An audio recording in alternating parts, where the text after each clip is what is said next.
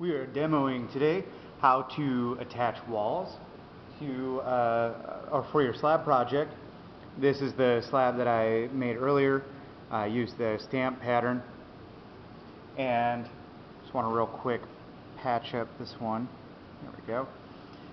So I have this piece of scrap that I found, and this is going to be my floor. So before I put it in, I actually stamped it a little bit, because that'll be kind of neat if the glaze pools up in these guys in the bottom of the piece. When you look down in there, you'll have a nice surprise. These slabs are leather hard. This is important. To test leather hardness, you hold the slab, and if it droops at all, it's probably not ready to attach. If the clay is, doing this, you don't want to set it onto or attach it to the floor, because it will sag and you'll have all sorts of problems. This is much sturdier. It's not dry. We would call this maybe medium leather hard. All my patterning is done, but it's still workable. I can still bend it a little bit, but if I bend it too far, it's definitely going to crack. So when I'm attaching, I like to put one slab on top of the floor. I don't like to attach to the side like this, okay? Because during the firing, you don't have gravity on your side. Sometimes those walls can peel away from the floors. If you put it on top, then you're good to go, because gravity still works inside the kill, even if it's firing at 2,000 degrees. This is going to be pushing down onto the floor instead of attached to the side. So to start out, I like to know approximately where it's going to go, so I just draw a little line behind here so I can see on my floor where I have to score. And I made one of my nifty credit card tools, so I'm going to come in and score the surface, or score that surface really deep. Remember, this is not surface stuff. This has got to be pretty deep. And I'm just going to direct some water by using my finger in front of the sprayer. Spray that. And then on the piece I'm about to attach, I'm going to score the bottom of that as well.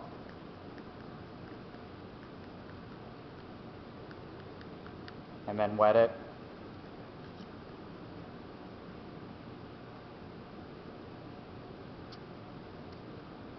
Okay. The important thing now is to wait. You're letting that water saturate into the little cuts that you put in there. You're letting this saturate. And in fact, I go one step further for mine, and I rescore, really stirring up some of that surface slip, that localized slip. This is not slip from the bucket, this is slip from the clay that you just made. And on this one, same deal. I'm going to go the other direction though. And if there's a little left over, I'll just kind of scrape it off on here and let it ooze out when I push these two together. So now I'm ready to put the wall onto the floor. And it's very important that you apply a good amount of pressure. You can see the alignment down here. Really making sure to give it a good firm push down into the floor, and it stands just like that. Alright, it's not, I wouldn't leave it like this, but it's already able to stand on its own. That's how effective this technique is. So on the outside, on the front here, I want to weld the wall to the floor. So I'm going to pull from the floor up into the wall.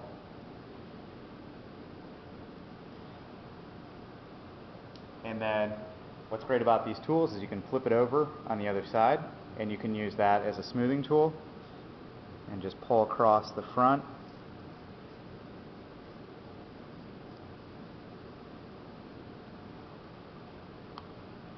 And that looks pretty good. There are quite a few people that will actually roll a really thin coil, and I mean really thin,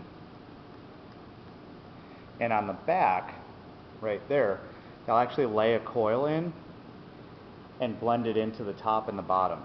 Okay, I think that's a nice extra measure to go through, just to guarantee that that wall is not going to crack at the bottom, especially if you want to fill this with any sort of liquid, or you need it to be pretty airtight.